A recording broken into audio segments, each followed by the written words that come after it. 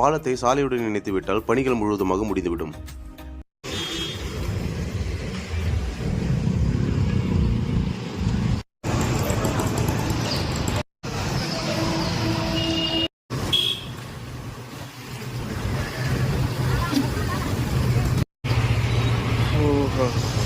இது ரயில்வே மேம்பாலத்தின் மற்றொரு புறமான சென்னை திருப்பதி நெடுஞ்சாலையை கடக்கும் இடம். இந்த மேம்பாலம் இந்த நெடுஞ்சாலையை கடந்து டன்லப் நகர் வழியாக சென்னை திருப்பதி நெடுஞ்சாலையில் இணைகிறது.